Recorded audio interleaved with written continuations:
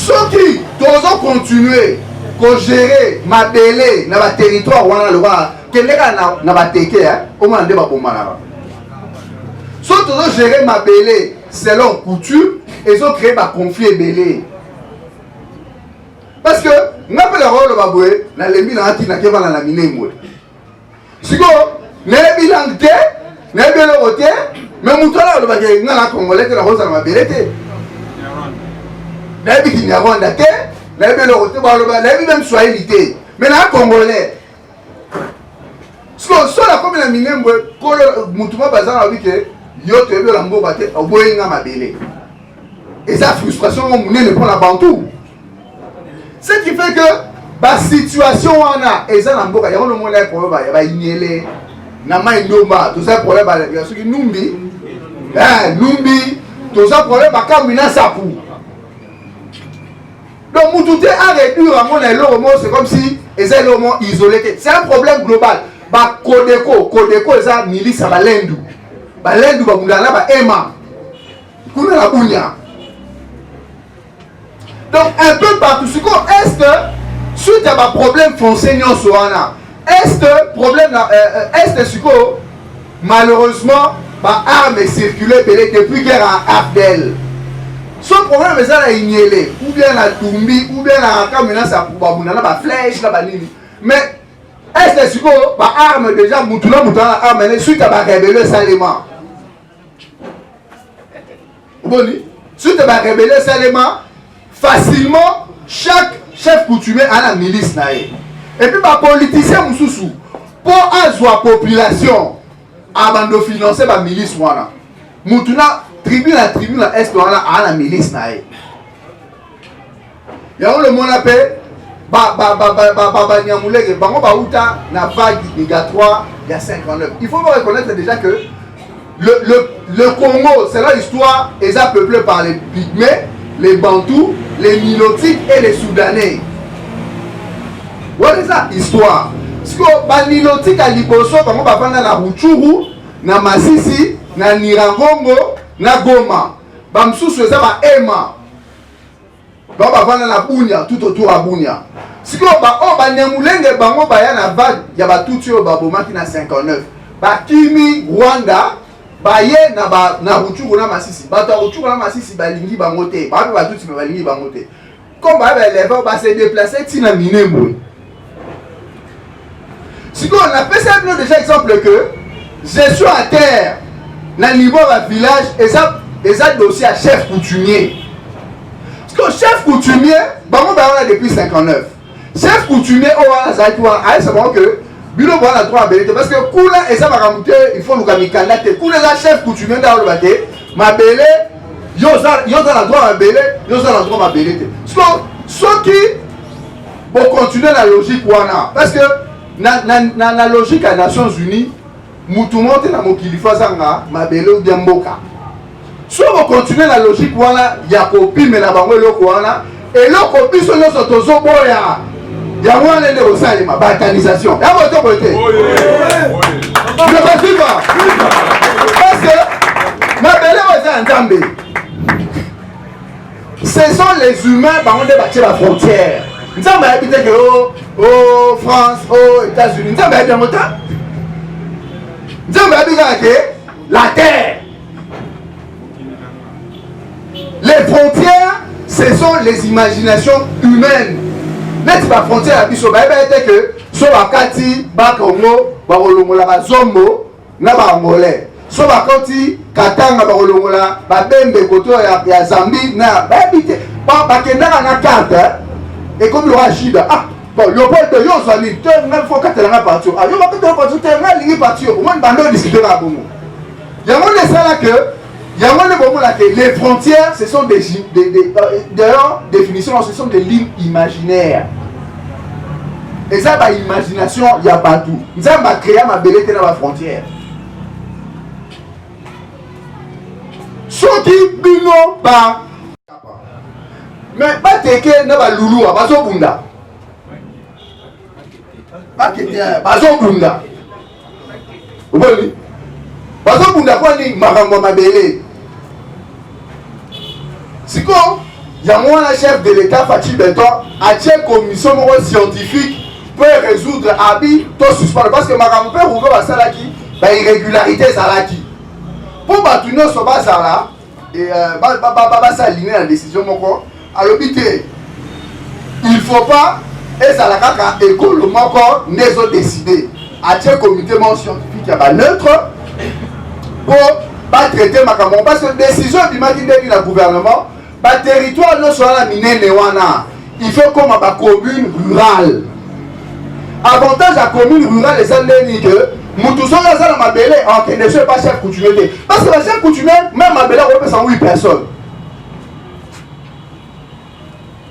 ecrée baconflit déjà kaka kino ada kende na mikao banini omona nde bato babomana bamikontinue so na balaka problème foncier na bateke plateau de bateke problème sur problème sikoyo il faut administration neutre moko eya wana ezalaki décision ya 2013 sikoyo problème ezalaki ndenge na décision wana même si ezalaki bien mais tellement bato ebele bazwaki décision wana ils sont impliqués dans le conflit yango nomoni bazalaki na du mal ya komettre yango en place mais biso UDPS biso eza kolima kongo toyebi kutu confiance te nga na mutaka naza mutu ya mosika na este Fachi a mutu mosika na este ye oyo ezokonte mpo na ye na minute eza pe siko bato bazwa décision wana ke baséparer baterritoire en commune rurale eux-mêmes s'étaient impliqués dans ça yango nomoni ils n'arrivaient même pas à appliquer leur propre décision. Décision là a été prise depuis 2013.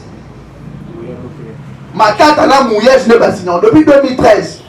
Mais tellement tous sont impliqués, Moutouna, la milice, en fait, ils étaient jugés partis bando pour appliquer décision à la tête. Ce qu'on va profiter d'un pouvoir à UDPS pour appliquer mon bisos autorité. Donc, on tient comité scientifique. Nous avons un chef de l'État, comité scientifique en gros, et ça, on a partout. Partout où on a un problème, il y a ma belle. Et puis, la commune, le territoire, il faut qu'on qu'on nomme ma bourgmestre rural pour permettre qu'on administre le peuple bien. Parce que tout ça, on a besoin de ma belle, il faut qu'il y ait un Luka, Mikanda, l'État. Il faut pas c'est pas chef coutumier là baza atteindre un moyen technique te ba délimiter terre ba na moi attaquer bon là yo so on comprendre que problème on a problème général mais Rudo Wasiko akenda dans la ndenge moko boye oyo alanda qui règle parce que décision là ya gouvernement central il faut ça entériner par gouvernement provincial. Après le gouvernement provincial, et puis il n'était pas obligé à qu'il a même gouverneur. Il y a ce qu'il faut. Donc il a été maladroit, c'est une maladresse. Il y a un à réveiller sous soupçon éveillé. Il y a un soutenir Fachi, à annuler en haut dans la forme, annuler en haut pour neutre, scientifique. Scientifique, sa réponse scientifique, dans la délimitation de la commune en haut, et puis chef de l'État au plus grand. Est-ce qu'on a voté à Minembo? Et ça, voté à Minembo, biso objectif na biso ça, paix côté na Est. Tu dis que paix na Est, problème na moi, problème foncier. Guerre rwanda, les gens sous guerre, que, oh, Rwanda, guerre rwanda. Mais par contre, tu vas l'armée république, bazar à ta population. Ah, pour attaquer. Moutou ya village n'a été. Je vous le dis que guerre en haut est raté parce que l'armée Aza n'a guerre en haut. C'est-à-dire Moutou l'aime soldat général mais Aza n'andé. Pour attaquer milice à n'andé. Moutou l'aime sous-colonel mais Aza Mouniamoulenge. Sauf que Mouniamoulenge bakangi ville. On lieu à ça, il y a appuyé. Donc, guerre en haut, la Est, c'est comme un business. C'est comme un business, c'est comme guerre mort, il y a ma bélé. Mais le problème, on ma bélé, il faut tout résoudre une fois pour toutes parce que les autres attrapent sur même na Sankourou. Ma bélé. Pour comprendre pourquoi, Bacha ville, il y a Sankourou na Lusambo. on a une histoire avec que Lusambo est en majorité Baluba. Mais parce que Batete la bango balo kanate. Mbamsu balingi tolinge za na loja te. Bamsu be balobi tolinge za la. Soki je sais pas. L'homme là soki. Ah, ko karato musu balobi biso ba tolingi kuna te. Bazali même vraiment pas bon mana. Est-ce que la mukelo pas bon mana. Si on tombe balobi Lusambo babi ah eza la terre wa eza la terre pas baluba, on s'en fout. Voilà. Le problème est ça plus profond. Le problème est ça plus profond. Mine mwende zana eza le roman congolais et puis éthique à la congolais. Oui. Puis ça c'est quoi le problème de comme UDP c'est ça qu'on gérer pas problème non ça qu'on gérer pas milieu rural wana. Il faut tous en la politique il y a des choses. Il y a moi là encourager le ministre intérieur. Bah, j'ai le belé UDPS Bazala, bah, administrateur à territoire. Oui. Il faut aussi avoir un dossier. Bissomoto qui me manque pas ministre intérieur. Oui. Bah, tu mais non. Bah, j'ai le UDPS, bah, ok, de partout. Pour bah, j'ai le UDPS, bah, patriote. Bah, patriote. Bah, moi, j'ai été école, bah, moi, on va appliquer Mibeko. Surtout à l'état des droits. Pour appliquer Mibeko, pour former bah, jeune à Bissoba qui est dans le territoire. Bah, pour mettre par comité rural. Nous avons proposé même un bus qui est minemboué.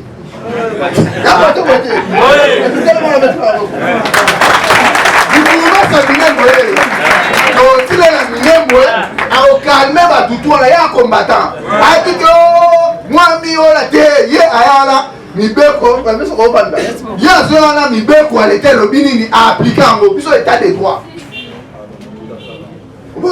parce que sauf quand on va on a laissé coutumer au côté de ta famille en il faut que dans la commune rurale nous soit là au chef de l'état pour installer dans le Kabola territoire idée là ça mon Kabola territoire tout ça pour la commune rurale et puis Moutaroya wana et ça fonctionnaire azate a outil la communauté côté ba ozata muluba batinga na minembo bazui munade batinde kuna na ilebo ou bien na mweka kuna on va fonctionner bon on a que makamwala muke et aussi la autorité de l'état et c'est un problème d'autorité de l'état.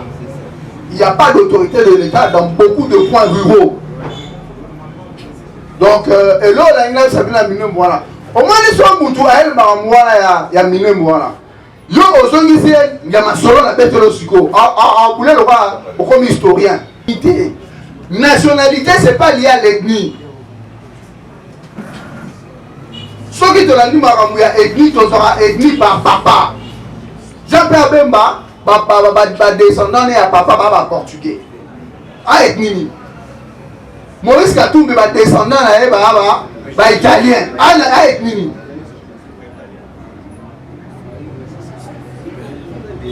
Ba grec coûte ba grec belé ba vendre parce que ba magasin belé ville on ba grec. Ba métier belé to ça na bango ba ethnie. Et puis à un moment donné va changer la loi va dire oh a mutabandu net ba pembe ba msuba ba tabandundu ba tumba ba takisalani oh va dire mais quoi fait le monde ni bon ethnie différente ya obamba. Pourquoi? Parce que nationalité est qu'au-delà de ça c'est une notion au cause d'amour des américains ou bien aux chinois mais américains ou bien aux chinois mais congolais. Donc biso nationalisme la biso à UDPS c'est pas le rejet de l'autre. Nationalité la biso nationalisme la biso UDPS c'est l'amour du Congo et du Congolais. Il y a pour l'intérêt de la nation. Tangu et tiens tu sais que dans mon que encore en cascade au Kabila là même va signer en Afrique du Sud et mort Kabola parce que RCD a occupé 50% de notre territoire. Et tiens tu sais qu'il a signé dans RCD. Et ça y passe que t'as libre à Nyamolé. Il y a pas ce qu'il y a Congo. Oui. À comprendre que comment même Bazaka a 20% de territoire.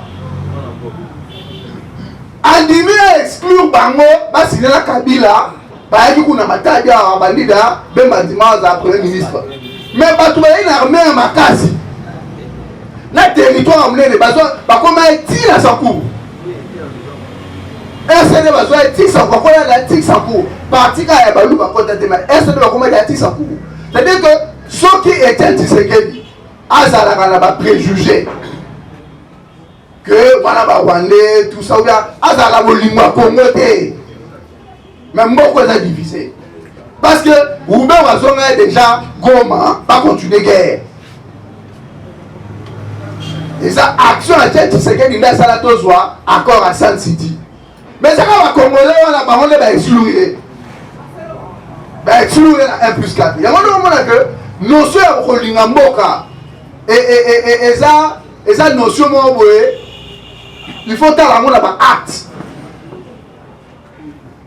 en quoi yo ba la kini mutu mo ana minembwe ya tongi ba palais atongi ba nzela tout ça en quoi yo oza plus attaché la minembwe que ye